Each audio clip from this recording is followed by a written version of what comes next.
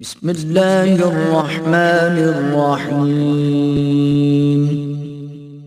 لقد جاءكم رسول من أنفسكم عزيز عليه ما عنتم حريص عليكم بالمؤمنين رؤوف رحيم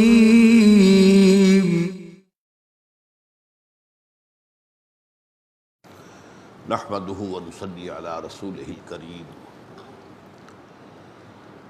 اما بعد فقد قال الله تبارك وتعالى كما ورد في سورة الحجرات اعوذ بالله من الشيطان الرجيم بسم الله الرحمن الرحيم قالت الاعراب آمنا قل لم تؤمنوا ولكن قولوا اسلمنا ولما يدخل الإيمان في قلوبكم إلى قوله تعالى إنما المؤمنون الذين آمنوا بالله ورسوله ثم لم يرتابوا وجاهدوا بأموالهم وأنفسهم في سبيل الله أولئك هم الصادقون وقال عز وجل كما ورد في سورة الصف یا ایھا الذین آمنوا هل ادلکم علی تجارۃ تنجیکم من عذاب علیم تؤمنون باللہ ورسولہ وتجاہدون فی سبیل اللہ باموالکم وانفسکم ذالکم خیر لکم ان کنتم تعلمون وقال جل وعلا كما ورد فی نفس السورہ ان اللہ یحب الذین یقاتلون فی سبیلہ صفا کأنہم بنیان مرصوص صدق اللہ العظیم۔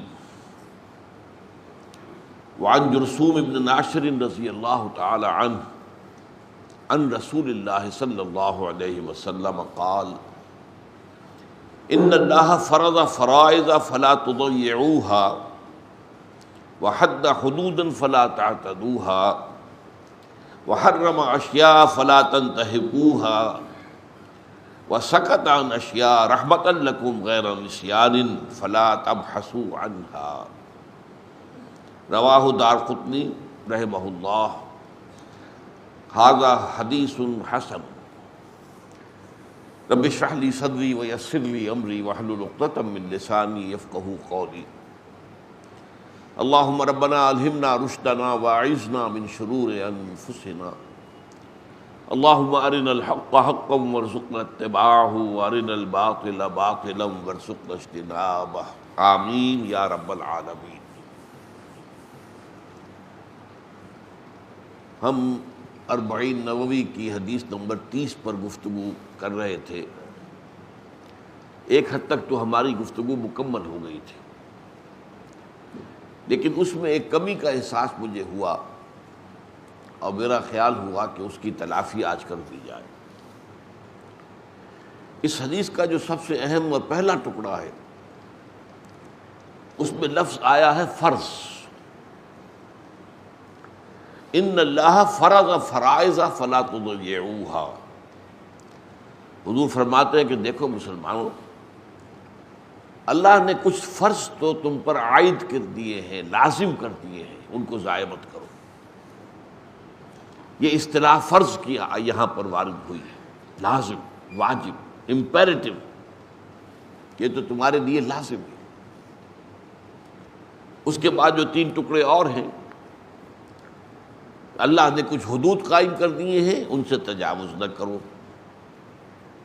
کچھ چیزوں کو حرام ٹھہرایا ہے، ان کی بے حرمتی نہ کرو، اور کچھ چیزوں کے بارے میں سکوت اختیار فرمایا ہے تمہارے لیے رحمت کے طور پر، بھول کر نہیں، کسی نسیان کی وجہ سے نہیں کہ اللہ کو وہ بات یاد نہ رہی ہو، معاذ اللہ، لیکن اللہ نے حکمت کے تحت اور تمہارے لیے رحمت کے طور پر سکوت اختیار فرمایا۔ تو ان چیزوں کے بارے میں بحث مباحثہ نہ کرو، کھود کرید نہ کرو، خام خواہ کو ان کے بارے میں تفصیلات کے اندر جانے کی کوشش کی۔ تو میں نے اصل میں اس کے جو پہلا ٹکڑا ہے اس کے بارے میں فرائض دینی کا ایک جامع تصور آپ کے سامنے رکھا اور اس کے لیے ایک ذہن کے اندر نقشہ جمانے کے لیے ایک 6 منزلہ عمارت کا تصور آپ کے سامنے پیش کیا۔ اس میں پہلی منزل پر کوئی تعمیر نہیں ہے، صرف 4 ستون کھڑے ہیں۔ البتہ ان ستونوں کے نیچے فاؤنڈیشن ہے، اس کے 2 حصے ہیں، ایک جسے آپ پلنتھ کہتے ہیں، کرسی ہے، وہ بھی فاؤنڈیشن کا حصہ، لیکن وہ زمین کی سطح سے اوپر ہے، نظر آتا ہے۔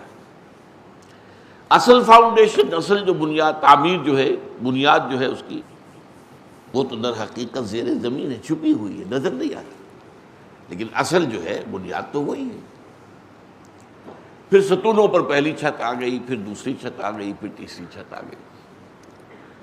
اب اس میں جن اصطلاحات دینی کا تذکرہ ہو گیا ہے، میں صرف گنوا رہا ہوں۔ پہلی بات تو یہ کہ جو پلنتھ ہے اس کا گویا کہ ہم سمجھ سکتے ہیں کہ وہ ہے کلمہ شہادت، ایمان کا وربل اقرار، وربل ٹیسٹیفیکیشن، ایٹسٹیشن۔ اور جو اس کے نیچے ہے وہ ہے اصل ایمان، قلبی ایمان، یقین والا ایمان۔ پھر 4 عبادات ہیں، نماز، روزہ، حج، زکوٰۃ۔ پھر پہلی چھت کے ضمن میں جو اصطلاحات ہم نے سمجھی، اسلام ٹو سرنڈر، اطاعت، دلی آمادگی کے ساتھ حکم ماننا، تقوی، احتیاط کرنا کہ کہیں بھی اللہ کی کوئی حد ٹوٹنے نہ پائے، اللہ کے حدود سے تجاوز نہ ہونے پائے، اور ان سب کا مجموعہ عبادت رب، بندگی پرستش، ہم تن، ہم وقت، ہم ایک جہت سے اللہ کی اطاعت، اس کی محبت کے جذبے سے سرشار ہو۔ دوسری چھت پہ کیا ہے، یاد ہوگا آپ کو، تبلیغ، بات پہنچانے کے لیے، to reach out to people, دعوت، ان کو کھینچ کر بلا لینا اللہ کے راستے کی طرف۔ اسی کے ذہن میں آ جائیں گی اور اصلاحات بھی، تعلیم، حضور معلم بنا کر بھیجے گئے، نصیحت، انصح لکم، وصیت، یہ الفاظ اسی کتابیں ہیں۔ تیسری اہم اصطلاح ہے امر بالمعروف نہی عن المنکر، نیکی کا حکم، بدی سے روکنا۔ اور ان سب کا حاصل کیا ہے، شہادت علی الناس، لوگوں پر حجت قائم کر دینا کہ وہ اللہ کے ہاں یہ نہ کہہ سکے کہ اللہ ہمیں تیرا پیغام کسی نے پہنچایا ہی نہیں۔ اب تیسری منزل ہے، اس کے لیے کیا اصطلاحات آئیں، تکبیر رب، اللہ کو بڑا کرو، یعنی اللہ کی بڑائی کو نافذ کرو، وہ واقعی بڑا مانا جائے۔ اقامت دین، ان اقیموا الدین ولا تتفرقوا فیہ، دین کو قائم کرو، دین ایک نظام ہے، پورے نظام کو قائم کرو۔ اور لِیُظْہِرَهُ عَلَى الدِّینِ کُلِّهِ، اظہار دین الحق علی الدین کلہ، پورے کے پورے نظام زندگی پر دین حق کو غالب کر دینا۔ اور پھر ایک اور اصطلاح، وَيَكُونَ الدِّینُ كُلُّهُ لِلَّهِ، دین، نظام پورا کا پورا اللہ کے لیے ہو جائے، اللہ کے تابع ہو جائے۔ اور ایک حدیث میں اصطلاح آئی ہے، لِتَكُونَ كَلِمَةُ اللَّهِ هِيَ الْعُلْيَا، کہ اللہ کی بات سب سے اونچی ہو جائے۔ اب مجھے خیال آیا کہ ان اصطلاحات میں جہاد کا ذکر کہیں نہیں آیا، قتال کا ذکر کہیں نہیں آیا۔ باقی تو ہمارا تمام فرائض دینی کا جو ہے یہ نقشہ مکمل ہو گیا اس 6 منزلہ عمارت کی تمثیل کے حوالے سے۔ لیکن ہم ایسی حدیثیں پڑھ چکے ہیں جس میں کہ حضور نے فرمایا کہ ہمارے دین کی چوٹی کا عمل جو ہے وہ جہاد فی سبیل اللہ ہے۔ چنانچہ حدیث نمبر 29 میں ہم نے پڑھا تھا، حضرت معاذ رضی اللہ تعالیٰ عنہ سے، جو ایک مختصر حدیث ہے اور جو ترمذی نے روایت کی ہے، تو اس میں کیا الفاظ آتے ہیں؟ حضور نے فرمایا، الا اخبرک براس الامر وعمودہ وذروۃ السنام، اے معاذ کیا میں تمہیں نہ بتاؤں کہ اس ہمارے دین کے معاملے کی جڑ کیا ہے اور اس کا عمود، تنا کیا ہے، ستون کیا ہے، اور اس کی چوٹی کیا ہے، چوٹی کا عمل کیا ہے؟ قلت بلا یا رسول اللہ، میں نے عرض کیا حضور ضرور فرمائیے۔ قال راس الامر الاسلام، جڑ جو ہے ہمارے اس دین کی وہ اسلام ہے، وعمودہ الصلاۃ، اور اس کا ستون اور اس کا تنا یہ نماز ہے. وَذِرْوَةُ سَنَامِهِ الْجِهَادُ، اور چوٹی کا عمل جہاد. یہی حدیث جو ہے ذرا مفصل جو آئی تھی، ہم نے کافی پہلے پڑھی تھی، یاد ہوگا، اس میں یہی بات ایسے آئی ہے: ان شئت حدثتک یا معاذ برأس هذا الامر وذروة السنام. اے معاذ، اگر تم چاہو تو میں تمہیں بتاؤں کہ ہمارے اس دین کی جڑ کیا ہے، بنیاد کیا ہے، اور اس کی چوٹی کیا ہے. فقال بأبی و امی انت یا نبی اللہ فحدثنی. تو حضرت معاذ نے عرض کیا، میرے ماں باپ آپ پر قربان ہو، اللہ کے رسول، ضرور فرمائیے، یہ تو حکمت دین کا خزانہ ہو جائے گا، مجھے عطا ہو جائے، ضرور مرحمت فرما دیجیے. فقال نبی اللہ صلی اللہ علیہ وسلم، اس پر اللہ کے نبی صلی اللہ علیہ وسلم نے ارشاد فرمایا: ان راس هذا الامر ان تشهد ان لا الہ الا اللہ وحدہ لا شریک لہ وان محمدا عبدہ ورسولہ. ہمارے اس دین کی جڑ تو یہ ہے کہ تو گواہی دے اس بات کی کہ اللہ کے سوا کوئی معبود نہیں، وہ اکیلا ہے، تنہا ہے، اس کا کوئی شریک نہیں، اور گواہی دے اس بات کی کہ محمد اس کے بندے ہیں اور رسول ہے صلی اللہ علیہ وسلم. وَأَنَّ قَوَامَ هَذَا الْأَمْرِ إِقَامُ الصَّلَاةِ وَإِيتَاءُ الزَّكَاةِ. اور اس کا جو تنا ہے، قائم رکھنے والی چیز ہے. اب یہاں دو چیزیں بیان کی، اس حدیث میں ایک آئی صرف نماز، یہاں نماز کے ساتھ زکوٰۃ کا اضافہ ہو گیا. اقام الصلاۃ و ایتاء الزکوٰۃ، نماز کا قائم کرنا اور زکوٰۃ کا ادا کرنا.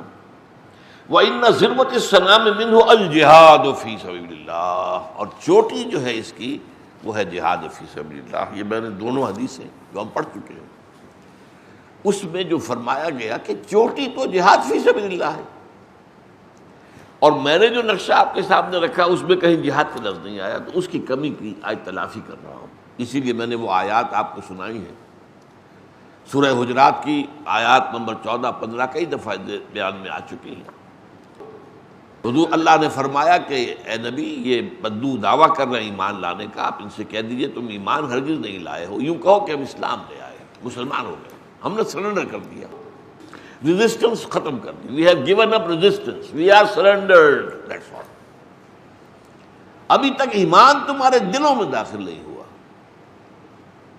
اب اگر جاننا چاہتے ہو کہ حقیقی مومن کون ہے تو اگلی آیت میں آ گیا: انما المؤمنون الذین آمنوا باللہ ورسولہ ثم لم یرتابوا وجاہدوا باموالہم وانفسہم فی سبیل اللہ.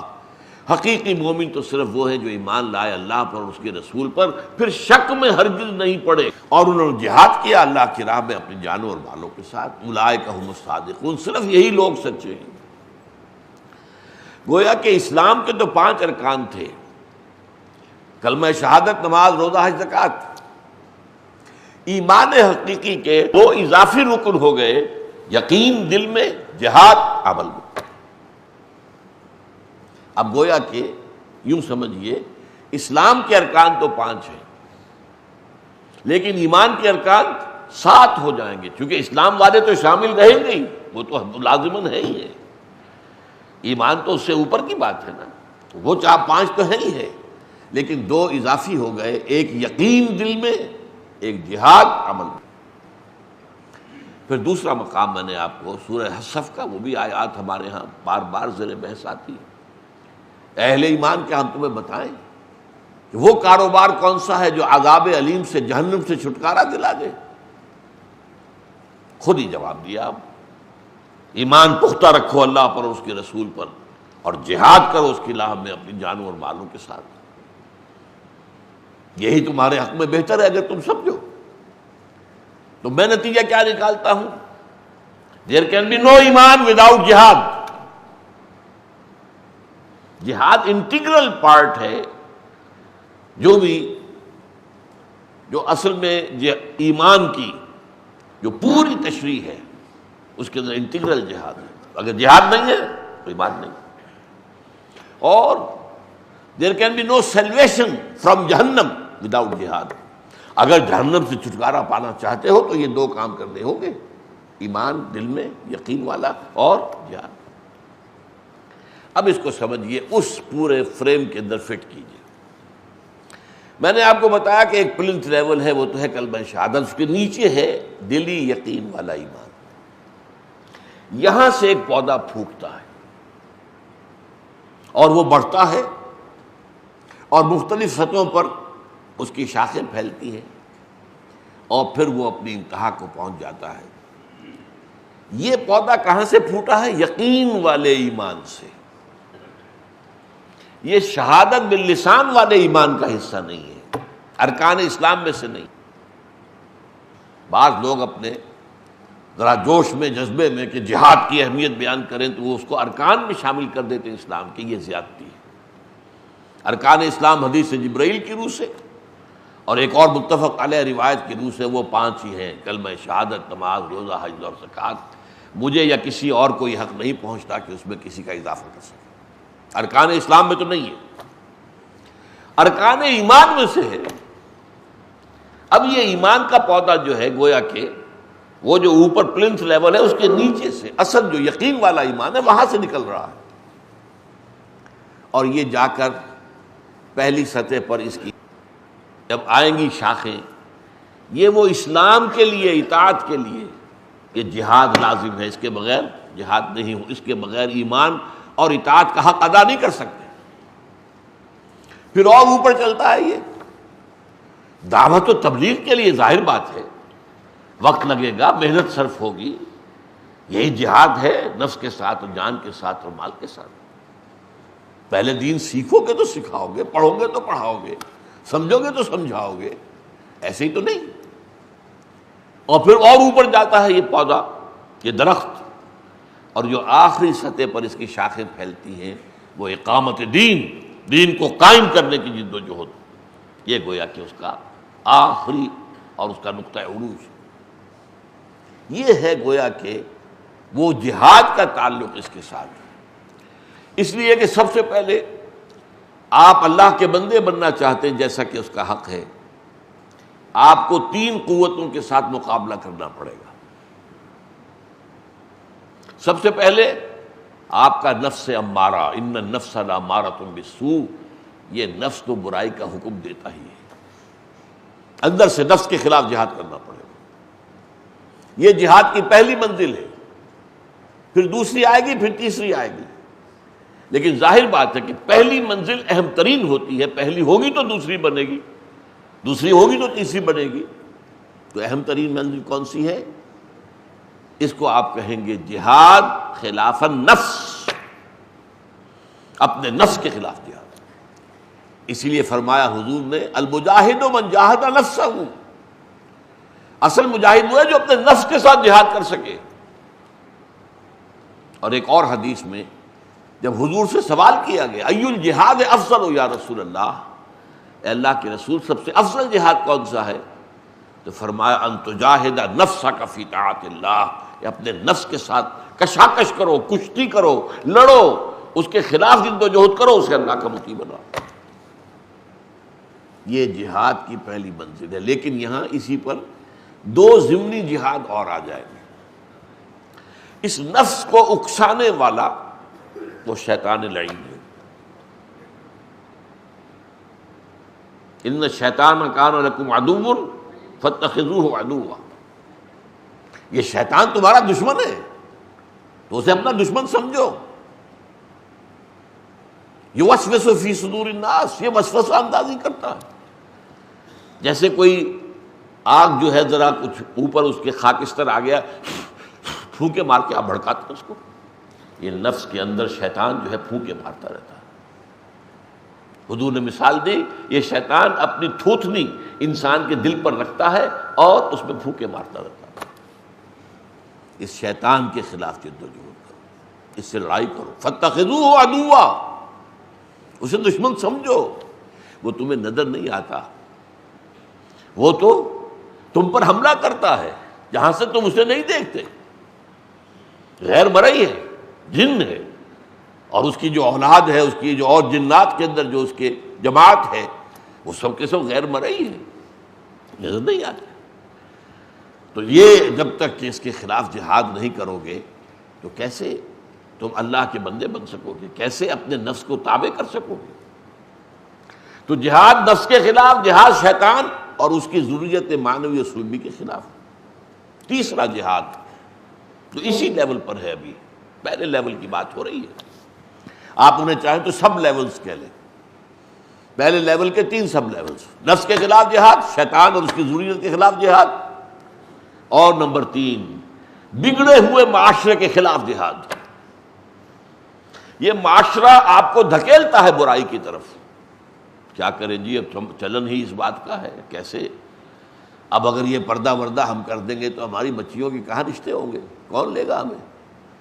کون ہمارا داماد بننا پسند کرے گا اگر اس کو یہ معلوم ہو کہ میں گھر کے اندر تو جا ہی نہیں سکتا، مجھے تو باہر بیٹھک میں بیٹھنا پڑے گا، اس لیے کہ اندر تو میری سالیاں بھی ہیں، وہ تو نامحرم ہیں. ہاں ساس محرم ہے، تمہاری اپنی بیوی محرم ہے، سالیاں تو محرم نہیں. تو یہ معاشرہ دھکیلتا ہے. آپ رشوت لیتے تھے، آپ نے چھوڑ دیا، اب آپ کے گھر والے لڑیں گے، تمہارا دماغ خراب ہوا، فلاں حاجی صاحب ہے، فلاں وہ ہے، فلاں وہ ہے، سب رشوت لیتے ہیں، تمہیں کو تقویٰ کا ہیضہ ہو گیا. پہلے ہم کھاتے پیتے تھے، ناشتے کرتے تھے، اعلیٰ انڈے بھی ہوتے تھے، پراٹھے بھی ہوتے تھے، اور سوکھی روٹی مل رہی ہے. یہ معاشرہ آپ کو دباؤ میں ڈالے گا. بیٹیوں کے ہاتھ پیلے کرنے ہیں، کہاں سے کریں گے؟ جائز سے تو ہو نہیں رہا، جہیز کے بغیر ہوتا نہیں کچھ، کہاں سے لائیں گے؟ حرام سے کریں بھی، مجبوری ہے. یہ معاشرہ دھکیل رہا ہے. یہ ساری چیزیں جو ہیں ایک پرورٹڈ سوسائٹی وہ پریشرائز کرتی ہے آپ کو بدی کی طرف. اس کے خلاف سٹرگل کرنا، وہ جس کو کہا گیا ہے زمانہ باطن سازد. اگر زمانہ تمہارے ساتھ ہم آہنگی اختیار نہیں کرتا تو اب 2 راستے ہیں. نمبر 1 تو بعد زمانہ بے ساز، تم زمانے کے رنگ میں رنگے جاؤ. فرکشن تو ختم ہو جائے گی نا. جدھر زمانہ جا رہا ہے تم بھی ادھر چلو، چلو تم ادھر کو ہوا ہو جدھر کی، تو فرکشن تو نہیں رہے گی. اور ایک یہ ہے زمانہ باطن سازد، تو بعد زمانہ ستیز. زمانہ تمہارے ساتھ ہم آہنگی نہیں کر رہا ہے تو زمانے کے خلاف جنگ کرو. یہ وہی لفظ ہے، ستیز کار رہا ہے ازل سے تا امروز، چراغ مصطفی سے شرار گلابی. زمانہ باطن سازد تو بعد زمانہ ستیز، زمانے کے خلاف سٹرگل. جو مثال میں دیا کرتا ہوں کہ اگر ایک ہجوم ایک طرف جا رہا ہے، آپ بھی ادھر ہی جا رہے ہوں تو آپ کو کوئی سٹرگل کرنے کی ضرورت نہیں، وہ ہجوم خود ہی لے جائے گا آپ کو. اور اگر آپ اس کے برعکس چلنا چاہیں گے تو ہو سکتا ہے بڑی مشکل سے آپ 2 قدم چلیں اور پھر ہجوم کا ریلا آئے اور آپ کو 10 قدم پیچھے لے جائے. جو ہوتا ہے. تو پہلی سطح جو تھی اسلام، اطاعت، تقوی، احسان، عبادت رب، اس کا تقاضا پورا کرنے کے لیے 3 جہاد کرنے پڑیں گے، جن میں میجر جہاد ہے اپنے نفس کے خلاف جہاد. المجاہد من جاہد نفسہ. ای الجہاد افضل؟ ان تجاہد نفسک فی طاعت اللہ. پھر شیطان کے خلاف جہاد. یہ کیسے ہوگا یہ میں بعد میں بتاؤں گا. بگڑے ہوئے معاشرے کے خلاف جو ہے جد و جہد. اب اگلی سطح پر آئیے، دعوت اور تبلیغ. جیسا کہ میں نے کہا پہلے دین سمجھیں گے، سیکھیں گے، تبھی تو آگے پہنچائیں گے.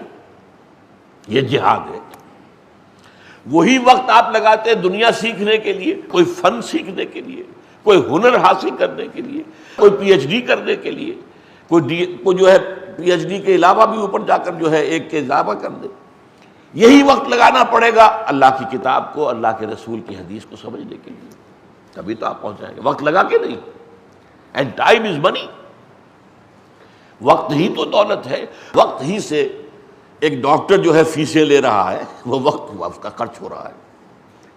کوئی اور ہے وہ دن بھر گھس گھس کر رہا ہے دفتر میں کلر کی کر کے، تو اسے پیسے ملتے ہیں نا. وقت ہی تو ہے. وقت ہے، صلاحیت ہے.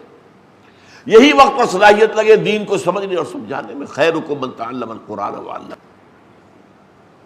اب اس کے بھی 3 لیول ہیں. پہلا لیول کیا ہے؟ جو انٹلیکچوئل ایلیٹ ہے آپ کے معاشرے کا، تعلیم یافتہ طبقہ، ذہین طبقہ، دی انٹلیکچوئل مائنورٹی، ذہین اقلیت، اس تک دعوت پہنچانا جو ہے آسان کام نہیں ہے.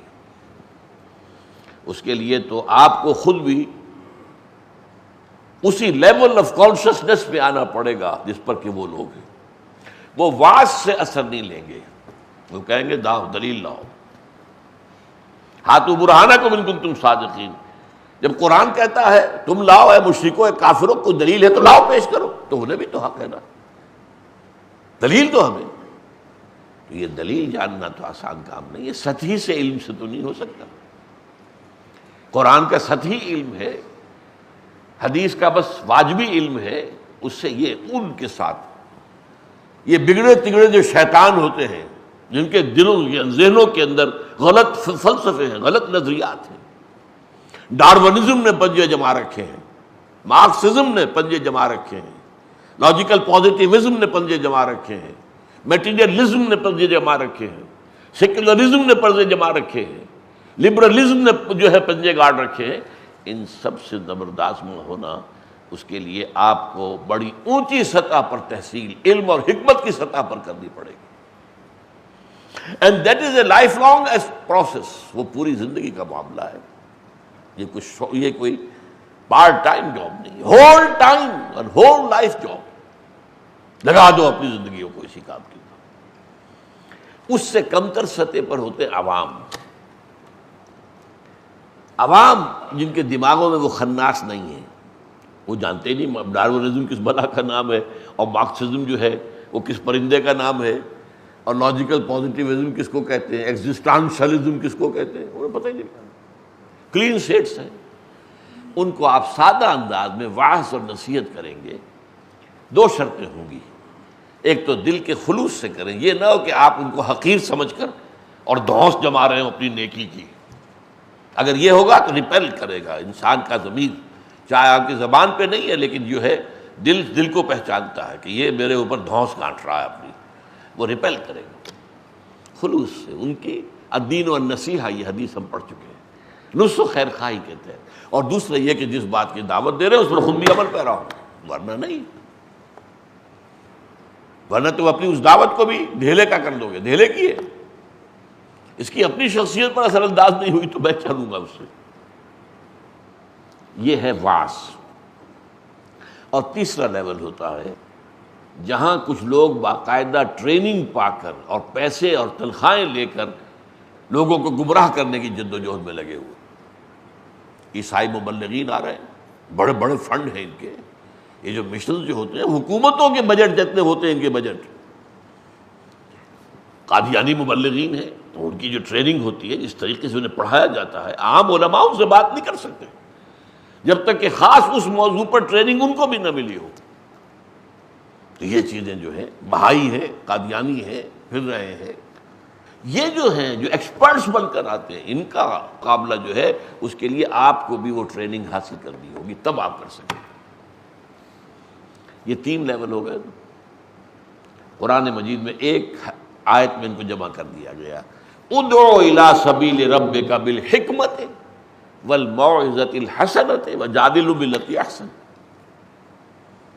اپنے رب کے راستے کی طرف بلا، وہ تبلیغ اور دعوت کے جو الفاظ آئے تھے، اور اس کے 3 لیول، بالحکمہ، دانائی کے ساتھ، حکمت کے ساتھ، فلسفے کے ساتھ، دلائل کے ساتھ، براہین کے ساتھ، یہ ٹاپ موسٹ ایلیٹ، دی انٹلیکچوئل مائنورٹی۔ پھر والموعظۃ الحسنہ، اچھا وعظ، اچھی نصیحت لوگوں کو، لیکن وہ دل سے نکلے گا، دل پہ اتر جائے گا، اس لیے کہ دماغ کا بیریئر نہیں ہے۔ وہ پہلے لوگوں میں بیریئر ہے دماغ کا، وہ دماغ کے بیریئر کو پیئرس کریں گے آپ تو پھر ان کے دلوں تک پہنچیں گے، ورنہ نہیں پہنچ سکتے، وہ پردہ بہت بڑا ہے۔ لیکن یہ دوسری لیول جو عوام لوگ ہیں ان کے دلوں میں وہ حجاب ہے ہی نہیں، وہ بیریئر ہے ہی نہیں، تو دل سے نکلی بات دل پر جا اترتی۔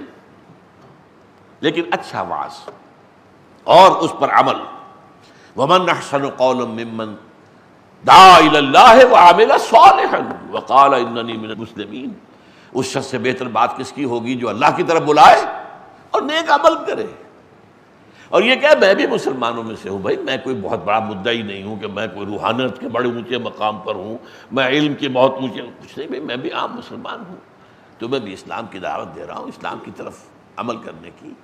میں کوئی اپنے آپ کو کوئی سپر ہیومن نہیں سمجھتا۔ میں نے تو آپ کو کئی دفعہ نوٹ کرایا کہ حضور نے کبھی اپنے آپ کو سپر ہیومن کی حیثیت سے پیش نہیں کیا، اسی معاذ بن جبل کی حدیث میں یہ الفاظ موجود ہیں نا کہ جب حضرت معاذ نے عرض کیا کہ حضور یہ رات بھر کے سفر کی وجہ سے وہ جو بے خوابی کا ہے معاملہ، اس لیے لوگ فجر کی نماز پڑھ کے جب چلے ہیں اونگ رہے ہیں، اس لیے ان کی جو ہے وہ اونٹنیاں یا اونٹ جو ہے اب وہ بے مہار ہو گئے. جب وہ ان کا جو ساربان ہے وہ اونگ رہا ہے تو کیا ہوگا؟ جو سوار اونگ رہا ہے تو اونٹنی کو تو آزادی ہے، وہ ناشتہ کرے، ادھر سے اسے کیکر کا درخت نظر آ گیا ادھر جائے گا، منہ مارے گی، پھر چل پڑے گی، پھر آگے چلے گی. اس پر حضور نے کیا فرمایا؟ انا کنت ناعسا، ہاں بھائی میں تو خود بھی اونگ رہا تھا. حضور نے یہ نہیں کہا یہ کیسے، کیوں اونگ رہے ہیں، میں بھی اونگ رہا تھا. جو بشری تقاضے ہیں وہ مجھ پر بھی ہے. لہذا اس پہلو سے یہ ہے کہ جو بھی عام آدمیوں کے اندر عام آدمی بن کر دعوت دو انہیں، یہ نہیں کہ ان کے اوپر اپنے تقوی اور اپنے زہد اور اپنے جو ہے کوئی درجہ احسان اس کا کوئی روپ گاٹو. اور تیسرا یہ جدال، مناظرہ، مناظرہ آپ کو کرنا پڑے گا عیسائیوں سے مناظرہ. جیسے پچھلی صدی کے اندر، بلکہ اس سے بھی پچھلی میں، کیونکہ وہ تو 19ویں صدی کا اختتام تھا جبکہ مولانا رحمۃ اللہ کیرانوی رحمۃ اللہ علیہ نے پادری فینڈر کو شکست دی ہے ہندوستان میں. ورنہ تو اگر وہ بات نہ ہوتی تو شاید ہندوستان کے سارے مسلمان عیسائی ہو جاتے. لیکن فینڈر تو چلا تھا کلکتے سے چل کر اور دلی تک آ گیا، اور ہر جگہ بڑے شہر میں اس نے علماء کو شکست کر دی. اس لیے کہ ہمارے علماء بائبل پڑھتے ہی نہیں، نہ تورات پڑھی نہ انجیل پڑھی. وہ آتے تھے تیاری کر کے پورے قرآن مجید کا ماسٹر ہو کر، عربی زبان کے اندر وہ بڑے فلوئنٹ ہو کر آتے تھے، تیار ہو کر آتے تھے. تو کیسے مقابلہ کر لیں؟ اس کے لیے تو تیاری ہونی چاہیے پہلے. اگر وہ آپ کے قرآن پر حملہ کر رہے ہیں تو آپ کو معلوم ہونا چاہیے کہ انجیل کے کون کون سے مقامات ہیں جہاں پر آپ جھول دکھا سکتے ہو، تب چپ ہوں گے نا. اس دور میں ہمارے ہاں شیخ احمد دیدات نے وہ کام کیا. اب جو ہے آپ کو معلوم ہے ڈاکٹر ذاکر نائک وہ کام کر رہا ہے، اور ڈاکٹر ذاکر نائک نے تو ہندو مت کے خلاف بھی اور ان کی کتابوں سے جو ہے ان کے حوالوں سے ان پر حجت قائم کر رہے ہیں. یہ جو ہے جادلہم باللتی احسن، لیکن گالی مت دینا. وہ تمہیں گالی دے، تم گالی مت دینا. وہ اللہ کو برا بھلا کہے، تم ان کے معبودوں کو برا بھلا مت کہنا. کہیں ایسا نہ ہو کہ ان کی حمیت بھڑک اٹھے، نہیں سنتے تمہاری بات، نہیں. بلکہ یہ ہے کہ اس کے لیے جادلہم باللتی احسن، اچھے طریقے سے ان کے بھی جذبات و احساسات کا پاس کرتے ہوئے اس پر ان کے ساتھ دعوت دو. تو یہ دوسرے لیول کے جہاد کے 3 سب لیول ہو گئے. دعوت و تبلیغ انٹلیکچوئل ایلیٹ کو نمبر 1، دعوت و تبلیغ عوام الناس کو نمبر 2، اور نمبر 3 جو ہیں بگڑے تگڑے جو آ کر جو تو در حقیقت انہیں تو تنخواہیں ملتی ہیں اسی بات کی کہ مسلمانوں کو گمراہ کرو، تو ان کا مقابلہ جو ہے انہی کی جگہ پر اسی میدان میں آ کر کرنا. اب آئیے تیسرا لیول ہے اللہ کے دین کو قائم کرنا. یہ سب سے مشکل ہے. یوں سمجھیے کہ یہ درخت اب اپنی چوٹی کو پہنچ رہا ہے. نظام کو بدلنا، انقلاب برپا کرنا. ہر نظام کے ساتھ کچھ ویسٹڈ انٹرسٹ ہوتے ہیں لوگوں کے، جس کو آپ آج کل پڑھتے ہیں عام طور پر اسٹیٹس کو. وہ لوگ جو ہیں جن کے مفادات ہیں وہ چاہتے ہیں اسٹیٹس کو رہے، یہ ہمارا نظام جو ہے اسے کوئی نہ چھیڑے. جاگیرداری نظام ہے، کبھی جاگیردار پسند کرے گا کہ ہمارے نظام کو ختم کیا جائے؟ ناممکن. جو بھی نظام دنیا کے اندر ہے اس کے ساتھ ویسٹڈ انٹرسٹ اور مراعات یافتہ طبقات ہوتے ہیں. وہ طبقات جن کو خاص مراعات اس میں حاصل ہوتی ہیں وہ کبھی بھی اپنی مراد چھوڑنے کو تیار نہیں ہوتے. یہاں تصادم کرنا پڑے گا، فزیکل تصادم ہوگا.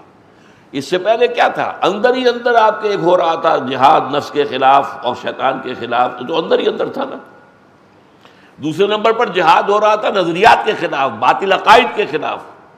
اس میں جنگ تو نہیں تھی، اس میں تصادم نہیں تھا. جائزہ نہیں ہے کہ کوئی آپ کو گالی دے جائے گا، کوئی آپ کو جو ہے برا بھلا کہہ دے گا، مارے گی تو نہیں. نظام کو بدلنے کے لیے تو ہتھیلی پر جان رکھ کر میدان میں آنا پڑے گا.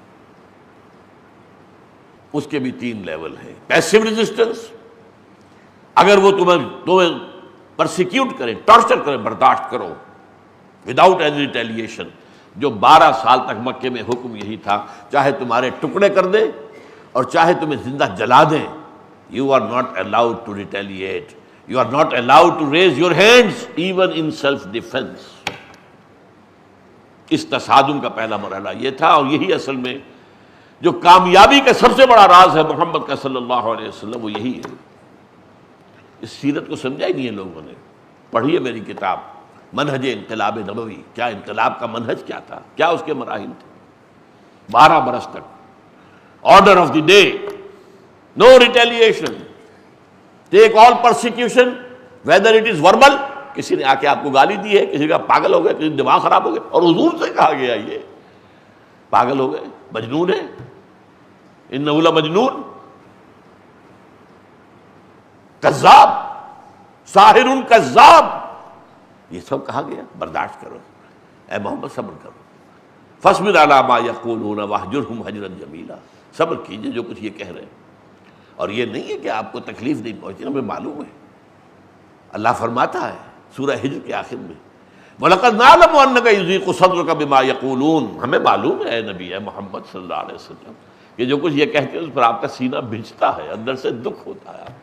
یہی تھے جو میرے قدموں میں اپنی آنکھیں بچھاتے تھے، یہی ہیں جو آج صادق الامین کہتے تھے، جہاں صادق ذا الامین، آج یہ مجھے جھوٹا کہہ رہے ہیں، کذاب کہہ رہے ہیں، شاعر کہہ رہے ہیں، ساحر کہہ رہے ہیں، مسحور کہہ رہے ہیں، رجلا مسحورا۔ چاہے وہ وربل پرسیکیوشن ہو، چاہے فزیکل ہو، جھیلو، برداشت کرو۔ اس کے بعد ایک وقت آتا ہے جبکہ کافی تعداد ہے، now you can challenge the system. ظاہر بات ہے 2-4 آدمی، 200-400 آدمی سے سسٹم چینج نہیں ہوتا، چیلنج نہیں ہو سکتا۔ آج کل کے حساب سے لاکھوں آدمی چاہیے۔ اب اگر آپ کو اندازہ ہے، اب آپ اس نظام کے خلاف کوئی حرکت کیجیے، عملی ایکٹیو ریزسٹنس جسے کہتے ہیں، اور پھر تصادم ہوگا، تصادم میں جانے دینے کو نہیں تیار رہو، میدان میں آ جاؤ۔ چاہے وہ 2 طرفہ تصادم ہو جیسے کہ حضور کی سیرت میں نظر آتا ہے، چاہے آج کے دور میں ایک خاص شکل آئی ہے یک طرفہ تصادم، یک طرفہ جنگ۔ آپ نہ مارے کسی کو، سسٹم کو بلاک کر دیں، جیسے آپ کہتے ہیں کہ دھرنا دیں گے، یہ کریں گے، گھیراؤ کریں گے۔ یہ کام جو ہے یہ آج کے دور میں یہ نئی شکل پیدا ہوئی ہے، بجائے 2 طرفہ جنگ کے۔ یوکرائن میں اسی طرح انقلاب آ گیا، بھاگ گیا، وہ جو صدر تھا اسے بھاگنا پڑا، جب سیلاب آ گیا لوگوں کا اور پارلیمنٹ کے اوپر حملہ آور ہو گیا تو وہ بھاگا پچھلے دروازے سے جان بچا کر۔ یہ جارجیا میں ہوا، یہ لیٹن امریکہ میں کئی ممالک میں ہوا، یہ ہو رہا ہے۔ تو یہ ہے، لیکن اپنی جان دینے کو تو تیار رہنا پڑے گا۔ ہو سکتا ہے کہ وہ حکومت جو ہے حکم دے اور آپ پر گولیاں چلے، دے دو جان، تو جان دی ہوئی اسی کی تھی، حق تو یہ ہے کہ حق ادا نہ ہوا۔ تو یہ ہے جہاد سے اب قتال آ گیا، یہ ہے آخری نمبر۔ گویا کہ میں نے 8-9 منزلیں آپ کے سامنے بیان کی ہیں جہاد کی، 3 جو لیولز تھے اس کے اوپر ایک پر 3 جہاد نفس کے خلاف، جہاد ابلیس اور اس کی ذریت کے خلاف، جہاد بگڑے ہوئے معاشرے کے خلاف، دعوت و تبلیغ ایلیٹ کو، پڑھے لکھے لوگوں کو، ذہین اقلیت کو، عوام کو، اور جو بگڑے تگڑے بگاڑنے کے لیے جو تنخواہ لیتے ہیں who are paid for that، ان سے مناظرہ اور انہیں شکست دینا۔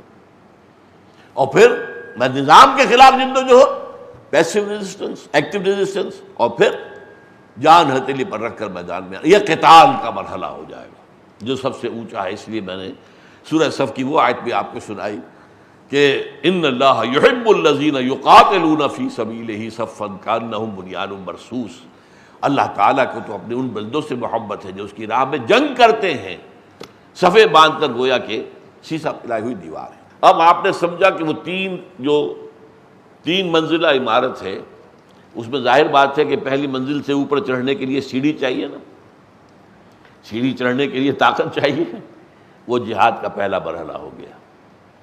دوسری منزل سے اوپر جانے کے لیے پھر آپ کو سیڑھی چاہیے، یہ جہاد کا دوسرا مرحلہ ہو گیا۔ پھر اس کو آخری منزل تک جانے کے لیے پھر سیڑھی چاہیے، وہ سیڑھی چلی آ رہی ہے، یہ جہاد ہے۔ اب آخری بات، ہتھیار کیا ہے آپ کے پاس؟ نفس کے خلاف جہاد کرنے کے لیے ہتھیار کیا ہے؟ قرآن۔ قرآن پڑھو پڑھو پڑھو پڑھو، اسے اپنے اندر اتارو اتارو اتارو۔ قم اللیل الا قلیلا نصفہ او انقص منہ قلیلا او زد علیہ ورتل القرآن ترتیلا۔ یہ قرآن نور ہے، جتنا نور اندر جائے گا تاریکیاں چھٹتی جائیں گی، اور نور بڑھا اور تاریکیاں ختم ہوئی، اور نور بڑھا تاریکیاں ختم ہوئی۔ جہاد کیا ہے؟ بذریعہ قرآن۔ دعوت و تبلیغ میں کیا ہے ہتھیار؟ قرآن۔